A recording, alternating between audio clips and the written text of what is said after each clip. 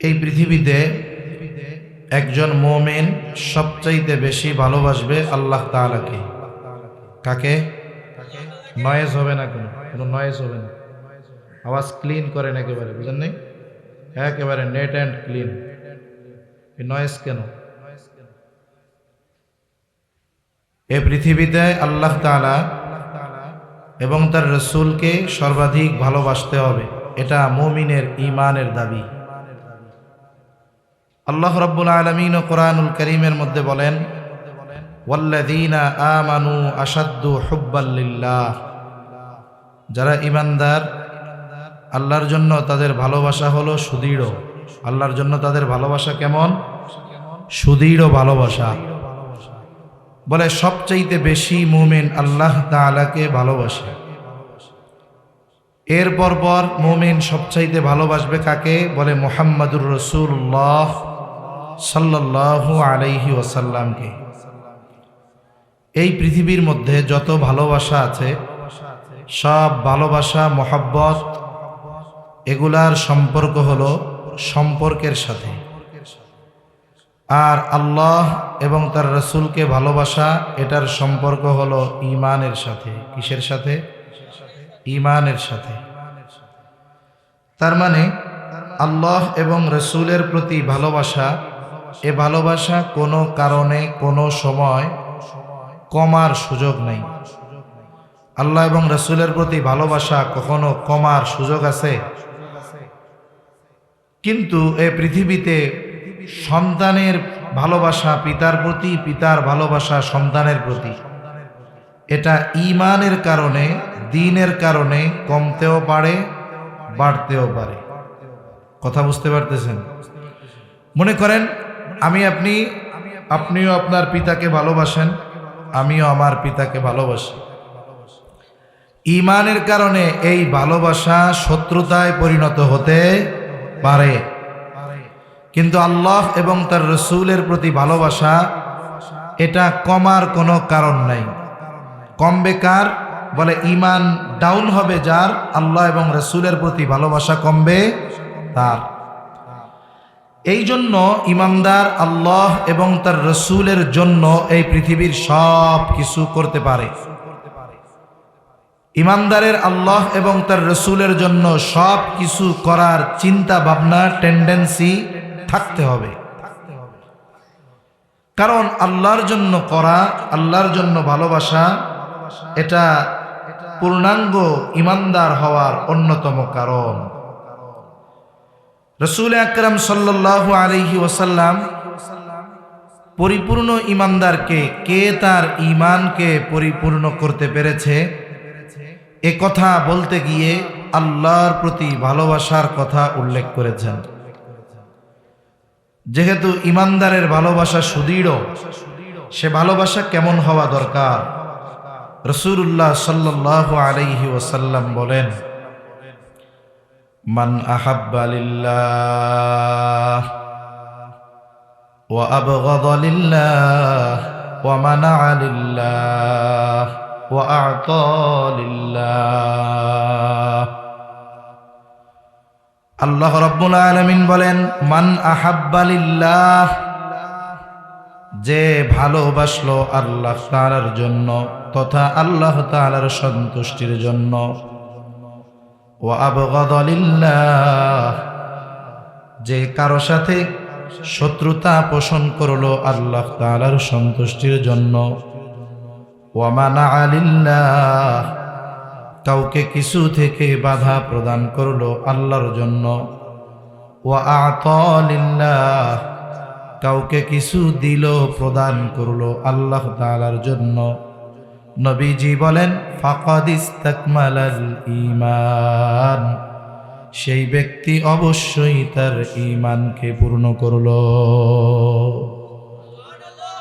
আমরা কি পূর্ণাঙ্গ ঈমানের অধিকারী হতে চাই? মনে রাখতে হবে যে আমাদের আমল কম হোক, ঈমানে যদি ত্রুটি বিচ্যুতি থেকে যায় তাহলে অবস্থা খারাপ। আর যদি আমল কমও হয়, ঈমান যদি পরিপূর্ণ থাকে, আশা করা যায় পূর্ণ ঈমানের কারণে আল্লাহ তাআলা হয়তো ত্রুটি বিচ্যুতি মাফ করে দিবে। তাহলে মোহাব্বত, ভালোবাসা, এটার অনেক দাম। বলে যদি সেটা যথাস্থানে যথাযথভাবে প্রয়োগ করা যায় তাহলে সেটার অনেক দাম। বলে ভালোবাসা প্রধানত দুই ধরনের হয়। এক ধরনের ভালোবাসা হয় বৈধ, আর এক ধরনের ভালোবাসা হয় অবৈধ। অবৈধ কোনো ভালোবাসা আল্লাহর জন্য বাসা যায় না। মনে করেন একজন বেগানা নারী পুরুষ, ছেলে মেয়ে একই স্কুলে পড়ে, একজন আর একজনের ভালোবাসে। এ ভালোবাসা বৈধ না অবৈধ? অবৈধ কোনো কিছু কেউ যদি আল্লাহর সন্তুষ্টির নিয়তে করে তাহলে ওইটার ঈমান নিয়ে টানাটানি বাইধা যাবে। তাহলে বৈধ ভালোবাসা হতে হবে, তবে এই বৈধ ভালোবাসাটাও আল্লাহর সন্তুষ্টির জন্য হওয়া লাগবে। এ দুনিয়াতে মানুষ সম্পর্কের কারণে ভালোবাসে। বলে পিতা সন্তানকে ভালোবাসে, সন্তান পিতাকে ভালোবাসে, মা ছেলেকে ভালোবাসে, ছেলে মাকে ভালোবাসে, স্ত্রী স্বামীকে ভালোবাসে, স্বামী স্ত্রীকে ভালোবাসে। বলে এটা তো সম্পর্কজনিত ভালোবাসা, এটা অমুসলিমও বাসে। হিন্দুও যে সে তার সন্তানকে ভালোবাসে, বৌদ্ধ যে সে তার সন্তানকে ভালোবাসে। বলে ইমানদার এই সম্পর্কজনিত ভালোবাসাটাও বিনা কারণে বাসে না। বলে এই সম্পর্কজনিত ভালোবাসাটাও সে আল্লাহ তাআলাকে সন্তুষ্ট করার জন্যই বাসে। আপনারা এত করে সাউন্ড কি করবেন বুঝাইতে পারতেছি না। আওয়াজ ছাড়ে না কেন? বক্স থেকে আওয়াজটা ছেড়ে দেন।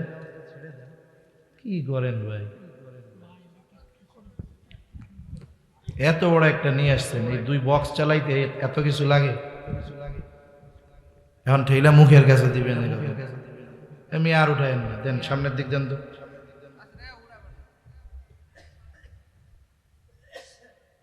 এখানে দুইটা মাইক লাগাইলে আওয়াজ ভালো হয় ভাই। আপনি কি করেন না, এদিকে একটা মাইক দিলে এনাফ ছিল আওয়াজ। সামনে ফাঁকা, কোনো দেয়াল নেই, সুন্দর আওয়াজ হয়। বক্স ছাড়েন, আওয়াজ ছাড়েন, প্যান প্যান করে কেন? আওয়াজটা ছাড়েন, রিভার্ব দেন, আরো ফুল রিভার্ব দেন, ভলিউম দেন, ভলিউম দেন, সাউন্ড বাড়ান, সাউন্ড হবে না। 31 তারিখ রাত তো, এটা গান হইলে আওয়াজ ঠিক হইত।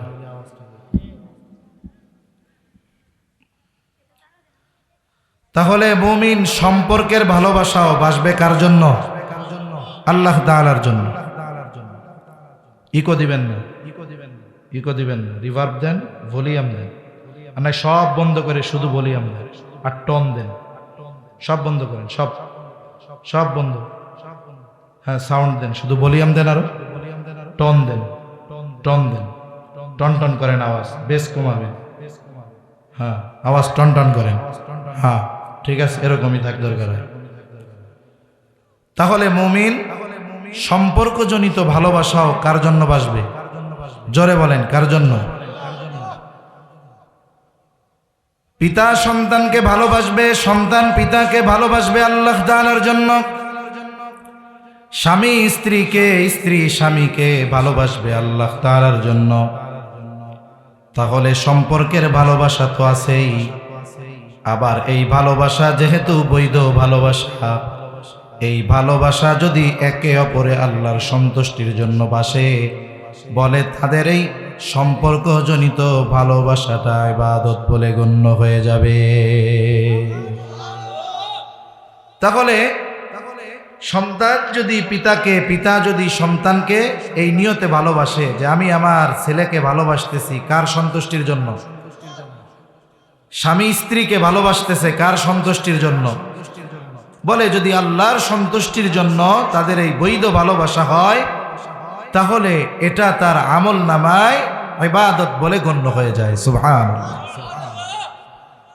আবার এটা মনে রাখতে হবে, যাকে আপনি আল্লাহর জন্য ভালোবাসেন, জীবনের যদি কোনো প্রয়োজনে ওই ব্যক্তিকে আল্লাহর জন্য তথা আল্লাহর সন্তুষ্টির জন্য যদি দুশ্মন বানাতে হয়, আল্লাহর সন্তুষ্টির জন্য তাকে দুশ্মন বানাতেও প্রস্তুত থাকতে হবে, ঠিক কিনা?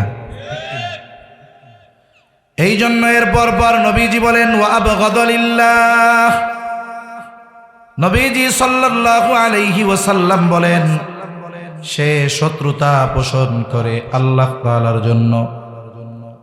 যদি তার বাবার বিরুদ্ধে শত্রুতাও করতে হয়, স্ত্রীর বিরুদ্ধেও যদি করতে হয়, সন্তানের বিরুদ্ধেও যদি করতে হয় শত্রুতা, আল্লাহ তাআলার সন্তুষ্টির জন্য ওই ব্যক্তি শত্রুতা বিরোধিতা করতেও পিছু হটে না। রাসূল আকরাম সাল্লাল্লাহু আলাইহি ওয়াসাল্লাম যখন মক্কা থেকে মদিনায় হিজরত করে আসছেন, ইতিহাসের প্রথম জিহাদ হলো বদরের জিহাদ। প্রচন্ড গরম রমজান মাস, প্রথম রোজা ফরজ হয়েছে। আল্লাহ সুবহানাহু ওয়া তাআলা যেই বছর রোজা ফরজ করেছেন, ওই বছর সর্বপ্রথম কাফেরদের সাথে সরাসরি যুদ্ধ মুসলমানদের হয়। বলে ঐতিহাসিক যুদ্ধের নাম হলো বদরের যুদ্ধ। রাসূলুল্লাহ সাল্লাল্লাহু আলাইহি ওয়াসাল্লাম পরিপূর্ণ যুদ্ধের প্রস্তুতি নিয়ে মদিনা থেকে বের হন নাই। উদ্দেশ্য ছিল আবু সুফিয়ান তার বাণিজ্য কাফেলা নিয়ে সিরিয়া থেকে মক্কার উদ্দেশ্যে ফিরতেছিল। ওই কাফেলাকে ধাওয়া দেওয়া, ঝাটিকা আক্রমণ করা ছিল মূল উদ্দেশ্য। আবু সুফিয়ান যখন টের পেয়ে গেছে যে আমার বাহিনী আক্রান্ত হতে পারে, সে মক্কায় খবর পাঠায় দিল আবু জেহেলের কাছে যে আবু জেহেল, আমাদের বাহিনী শত্রু দ্বারা আক্রান্ত হতে পারে, আপনি এক কাজ করেন, সৈন্য সামন্ত নিয়ে অগ্রসর হন আমাদের সাহায্যের জন্য। আবু জেহেল মক্কা থেকে 1000 সশস্ত্র কাফের নিয়ে রওনা হয়ে গেল। ইতিমধ্যে আবু সুফিয়ান নিরাপদ এলাকার মধ্যে পৌঁছে যায়। আবু সুফিয়ান আবু জেহেলের কাছে খবর পাঠাইছে, আবু জেহেল এইবার সৈন্য সামন্ত নিয়ে আপনি ফিরে চলে যান। কিন্তু অহংকারী আবু জেহেল চিন্তা করল 1000 কাফের সৈন্য নিয়ে সে বের হয়েছে, সশস্ত্র সৈন্য। তৎকালীন সময়ের সর্বাধুনিক প্রযুক্তি নিয়ে সৈন্যদের নিয়ে সে বের হয়েছে, এখন ফিরে যাবে, বিষয়টা কেমন হয়ে যায়। সে দৃঢ় প্রতিজ্ঞাবদ্ধ হলো যে আমি মুসলমানদের সাথে যুদ্ধ না করে ফিরব না। এমত অবস্থায় লম্বা ইতিহাস সংক্ষিপ্ত সারে আপনাদের খেদমতে বলতেছি। উভয় পক্ষ একটা জায়গায় একত্রিত হলো। বলে জায়গাটা একটা কূপ আছে, কূপের নাম হলো বদর। এই নাম অনুসারে যুদ্ধের নাম হলো বদরের যুদ্ধ। দুই দল উপস্থিত অবস্থা এরকম, কাফেররা মুসলমানদের সাথে কেমন যেন পায়ে পাড়া দিয়ে যুদ্ধ করবে।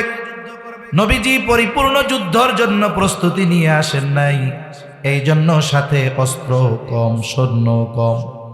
কিন্তু অবস্থা এমন, তাদের সাথে যুদ্ধ না করে আর কোনো উপায় নাই।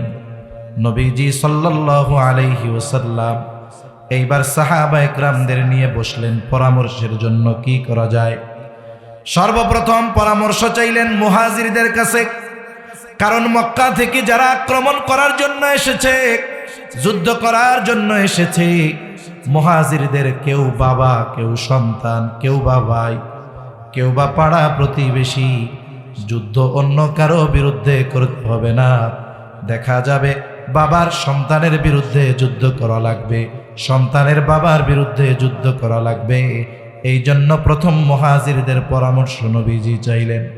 নবীজি হয়তো চিন্তা করতেছিলেন যেই মানুষগুলো ঈমানের জন্য, দ্বীনের জন্য বাড়ি ছেড়েছে, সম্পদ ছেড়েছে, পরিবার পরিজন ছেড়েছে, এখন যদি তাদের বলি তাদের বিরুদ্ধে যুদ্ধ করা লাগবে, তারা হয়তো বলবে ইয়া রাসূলুল্লাহ সব কিছু ছাড়লাম, এখন আপনজনের বিরুদ্ধে অস্ত্র ধারণ করতে বলেন। কিন্তু সাহাবায়ে কেরামের মন হলো এইরকম, নবী যদি তাদেরকে কোনো আদেশ করে, এই আদেশ পালনে সাহাবায়ে কেরাম কখনো পিছপা হইতেন না। সাহাবাদের জিজ্ঞাসা করতেছেন মুহাজিরদের যে তোমরা কি বলো, কারণ যুদ্ধ তো করতে হবে তোমার আত্মীয় স্বজন, বন্ধু বান্ধব, বাবা ভাই, সন্তানের বিরুদ্ধে, তোমাদের মতটা কি? নবীজি তো সিদ্ধান্ত দেওয়ার অধিকার রাখেন, কারণ আমার আপনার নবী হলেন শরীয়ত প্রণেতা। রাসূল সাল্লাল্লাহু আলাইহি ওয়াসাল্লাম এরপরেও পরামর্শ করতেছেন তাদের মনোভাবটা কি। মুহাজিরদের জবাবের সারমর্ম হলো এরকম, ইয়া রাসূলুল্লাহ, আমরা ঈমানের জন্য সব কিছু ছেড়েছি, যদি জীবন দিতে হয় তাও আমরা প্রস্তুত, পিছপা হব না। এইবার আনসারদের জিজ্ঞাসা করেন, তোমরা কি বলো? কারণ আনসারেরা এই হিজরত করেনেওয়ালা মুসলমানদের কত সহযোগিতা করেছে। বলে একজন আনসার আর একজন মুহাজিরকে ভাই বানায় নিছে, নিজের যেই সম্পদ তার থেকে অর্ধেক সম্পদ দিয়া দিছে। বলে মুহাজির হিজরত করে গেছে, তার বউ নাই, ওয়াইফ নাই। বলে নিজের দুই স্ত্রী, একজনকে তালাক দিয়া ইদ্যত পালন করায় ভাইয়ের সাথে বিয়া দিয়া দিছে। কত ত্যাগ করেছে আনসারেরা, ইসলামের জন্য কত সাহায্য করেছে।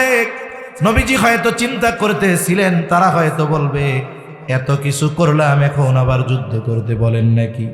কিন্তু আনসারদের পক্ষ থেকে জবাব, ইয়া রাসূলুল্লাহ, আমরা আপনার সামনে পেছনে ডানে বামে চতুর্দিকে অবস্থান নিয়ে শত্রুর সাথে লড়াই করব। ইয়া রাসূলুল্লাহ, আপনি আমাদের লড়াই দেখে আপনি খুশি হয়ে যাবেন। আর একজন বলে, ইয়া রাসূলুল্লাহ, আপনি আমাদের অনুমতি চান, পরামর্শ চান, শুনে নেন। আপনি যদি আমাদেরকে উত্তাল সমুদ্রের তীরে দাঁড় করায়া আপনি যদি আমাদের নির্দেশ দেন, তোমরা এখনই সমুদ্রের মধ্যে ঝাঁপায় পড়ো। ইয়া রাসূলুল্লাহ, আপনি এই নির্দেশ দেওয়ার পর তাকায়া দেখবেন আপনার নির্দেশের পর একটা মানুষও সমুদ্রের তীরে দাঁড়ায় না। রাসূলুল্লাহ সাল্লাল্লাহু আলাইহি ওয়াসাল্লাম তাদের মনোভাব বুঝতে পারলেন। সংখ্যায় কম হোক, অস্ত্র শস্ত্র না থাকুক, কিন্তু তাদের মনোবল আকাশচুম্বী। আর এই সাহস অর্জিত হয়েছে একমাত্র ঈমানের কারণে, ঠিক কিনা বলেন? রাসূল আকরাম সাল্লাল্লাহু আলাইহি ওয়াসাল্লাম 313 জন সৈন্য নিয়ে প্রস্তুত কাফেরদের বিরুদ্ধে লড়াই করবে। বলে মাত্র গুটি কয়েক তলোয়ার, ঘোড়াও নাই, লৌহ বর্ম নাই। অনেকে খালি পায়ে রোজা রেখে প্রচন্ড গরমের মধ্যে 17ই রমজান 1000 সশস্ত্র কাফেরের বিরুদ্ধে লড়াই শুরু হয়ে গেল। লম্বা কথা বলে, কাফেরদের সাথে মুসলমানদের জিহাদ চলতেছে, লড়াই চলতেছে। এই লড়াইয়ের মধ্যে জান্নাতের সুসংবাদ প্রাপ্ত 10 জনের একজন, বলে এনার নাম হলো আবু উবায়দা ইবনুল জাররাহ। নাম আবু উবায়দা, পিতার নাম জাররাহ। যদিও জান্নাতের স্পেশাল সুসংবাদ প্রাপ্ত সাহাবী 10 জন, কিন্তু যারা নবীকে দেখছে, ঈমান এনেছে, আবার ঈমান অবস্থায় মৃত্যুবরণ করেছে, রাসূল আকরাম সাল্লাল্লাহু আলাইহি ওয়াসাল্লামের এই সাহাবী যারা, তাদের উপরে আল্লাহ তাআলা যে সন্তুষ্ট, এই ঘোষণা স্বয়ং কে দিয়েছেন? এর দ্বারা কি বোঝা যায়? আল্লাহ যার উপরে সন্তুষ্ট সে কি জাহান্নামী হইতে পারে? এই দৃষ্টিকোণ থেকে আল্লাহ তাআলা সব সাহাবা ইকরামের উপরে সন্তুষ্টির ঘোষণা দিয়ে মোটামুটি জানায় দিছেন যে তোমরা জান্নাতি। সুবহানাল্লাহ। কারণ এই পৃথিবীতে আসমানের নিচে জমিনের উপরে নবী আলাইহিমুস সালামের পরে সাহাবা ইকরামের মতো মর্যাদা সম্পন্ন আর কেউ এই পৃথিবীতে নাই। এজন্য বুঝতে হবে তাদের মাকাম, তাদের মর্যাদা অনেকে বুঝে না, না বুঝে তাদের সমালোচনা করে ছোটখাটো বিষয় নিয়ে। এই বিষয়গুলো ঠিক নয়। এজন্য আমাদের প্রত্যেকের অন্তরে সাহাবা ইকরামের পরিপূর্ণ মহব্বত থাকার দরকার আছে না নাই? ইসলামের জন্য তাদের যেই ত্যাগ, এটা অকল্পনীয়। জান্নাতের স্পেশাল সুসংবাদ প্রাপ্ত 10 জনের একজন হলো আবু উবায়দা। যুদ্ধের ময়দানে তিনিও লড়াই করতেছে। হঠাৎ তিনি খেয়াল করে দেখলেন তার পিতা জাররাহ কাফেরদের পক্ষে মুসলমানদের বিপক্ষে যুদ্ধ করার জন্য আসছে। বহুদিন পর পিতার চেহারা দেখছে। স্বাভাবিক, পিতা যদিও কাফের হয়, ইসলাম হলো সুন্দর এক জীবন ব্যবস্থা। বলে পিতা মাতা কাফের হলেও ওই পিতা মাতার সাথে সদাচরণ করার নির্দেশ ইসলাম দেয়। অমুসলিম পিতামাতা যদি কারো থাকে, সে মুসলমান হইছে, তার মা বাবা অমুসলিম, অমুসলিম হওয়ার কারণে পিতামাতাকে কষ্ট দেওয়া যাবে না। ভালোবাসতে মানা নাই পিতামাতাকে, বরং আল্লাহ রাসূল সাল্লাল্লাহু আলাইহি ওয়াসাল্লামও জানাইছেন, আল্লাহ তাআলাও জানাইছেন। আসমা বিনতে আবি বকর রাদিয়াল্লাহু তাআলা আনহা, আয়েশা সিদ্দিকা রাদিয়াল্লাহু তাআলা আনহার বোন, উনি নবীজির কাছে এসে বলে, ইয়া রাসূলুল্লাহ, আমার মা একজন মুশরিকা, তিনি আপনাকে খুব অপছন্দ করেন, তিনি মাঝে মধ্যে আমার কাছে আসেন, আমার কাছে তিনি আসেন, আমি তার সাথে কেমন আচরণ করব? দেখেন দুইটা বিষয় উল্লেখ করেছে, এক নাম্বার আমার মা হলো মুশরিকা, দুই নাম্বার তিনি আপনাকেও অপছন্দ করেন, কিন্তু আমার মা কেমন আচরণ করব? নবীজি বলেন, তুমি তোমার মায়ের সাথে সদাচরণ করবা। তাহলে মা বাবা যদি মুশরিকও হয়, মা বাবার সাথে কি আচরণ হবে? সদাচরণ হবে। আল্লাহ তাআলা কি বলেন? ওয়া ইন জাহাদাকা লিতুশরিকা বিমা লাইসা লাকা বিহি ইলমুন ফালা তুতি'হুমা ওয়া সাহিবহুমা ফিদ দুনিয়া মা'রুফা। আল্লাহ রাব্বুল আলামিন বলেন, ওয়া ইন জাহাদাকা লিতুশরিকা বিমা লাইসা লাকা বিহি ইলম, তোমার যেই ব্যাপারে জ্ঞান নাই, তোমার মা যদি তোমাকে শিরকের আদেশ করে, জোর করে, ওয়া ইন জাহাদাকা লিতুশরিকা বি, শিরক করার জন্য তোমার মা বাবা যদি তোমার জোর জবরদস্তি করে, আল্লাহ তাআলা সবচেয়ে বেজার হয় শিরক করলে। আল্লাহ তাআলা কোরআনুল কারীমের মধ্যে বলেন, ইন্নাল্লাহা লা ইয়াগফিরু আন ইউশরাকা বিহি ওয়া ইয়াগফিরু মা দুনা যালিকা লিমান ইয়াশা। আল্লাহ তাআলা বলেন, ইন্নাল্লাহা লা ইয়াগফিরু আন ইউশরাকা বিহি, আল্লাহর সাথে যদি কেউ শিরক করে, আল্লাহ তাআলা এটা ক্ষমা করবেন না। তবে অন্যান্য পাপ যদি কেউ করে, অন্যান্যগুলো আল্লাহ তাআলা চাইলে মাফ করে দিবেন, কিন্তু শিরকের গুনাহ আল্লাহ মাফ করবে না। শিরককে আল্লাহ তাআলা মহা জুলুম বলে অভিহিত করেছেন। আল্লাহ তাআলা বলেন, ইন্নাশ শিরকা লাযুলমুন আযীম, শিরক হলো মহা জুলুম, মহা অন্যায়। বলে এই মহা জুলুম করার আদেশ যদি কোনো তার পিতা মাতা কাউকে দেয়, আল্লাহ তাআলা বলেন, তোমার উপরে আমি রবের নির্দেশ হলো ফালা তুতি'হুমা, পিতা মাতার এই আদেশের আনুগত্য করবা না। তার মানে শিরিক করতে বলছে, করবা না, তবে খবরদার শিরিক করতে বলার কারণে ওই পিতা মাতার সাথে তুমি খারাপ আচরণ করবা না। পিতা মাতা যদি কাফের হয়, শিরিক করার আদেশ যদি করে, এই মহা জুলুম মহা অন্যায় করার আদেশ যদি করে, বলেন তো এই পিতা মাতার সাথে খারাপ আচরণ করা যাবে? যাবে। আল্লাহ তাআলা এরপরে বলেন, খারাপ আচরণ তো করবাই না। ওয়া সাহিবহুমা ফিদ দুনিয়া মা'রুফা, এই দুনিয়ায় তুমি তাদের সাথে সদাচরণ করবা, ভালো ব্যবহার করবা। খবরদার ওই মা শিরিক করার আদেশ করার কারণে খাবার বন্ধ করে দিবা না, ঘর থেকে বের করে দিবা না, ওষুধ কেনা বন্ধ করে দিবা না, বরং ওই মা বাবার সাথেও সদাচরণ করার আদেশ দিয়েছেন কে? জোরে কোন কে? আল্লাহ। এজন্য মা বাবা যদি কাফের হয়, ওই মা বাবার প্রতি যদি ভালোবাসা থাকে সন্তানের, এতে পাপের কিছু আছে? কোনো পাপের কিছু নাই।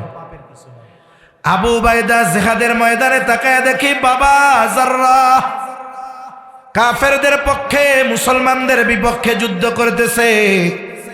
অনেক দিন পর বাবাকে দেখছে, বাবার প্রতি মোহাব্বত ভালোবাসা অন্তরে জাগ্রত হয়ে গেছে। আবু উবাইদা চিন্তা করে, আমি যুদ্ধের ময়দানে যুদ্ধ করব, কিন্তু বাবার মুখোমুখি হব না, দূরে সরে সরে যুদ্ধ করব। আবু উবাইদা দূরে সরে সরে যুদ্ধ করতেছে। হাদিসের মধ্যে আসছে, তবে বাবাকে সে খেয়াল রাখতেছে। কি করে? প্রথমবার খেয়াল করলো দূরের থেকে, তার বাবা নবীজির উপরে আক্রমণ করার জন্য টার্গেট নিয়েছে। আবু উবাইদা দৌড়ে গিয়ে বাবাকে প্রতিহত করে দিছে, আবার দূরে সরে আসছে, কিন্তু খেয়াল করে বাপ কি করে। দ্বিতীয়বার আবার দেখে নবীর দিকে আক্রমণ করার জন্য গেছে। আবু উবাইদা আবার গিয়ে বাবাকে প্রতিহত করে দূরে সরায় দিয়া চলে আসছে। আবার লড়াই শুরু করেছে, খেয়াল রাখতেছে বাবা কি করে।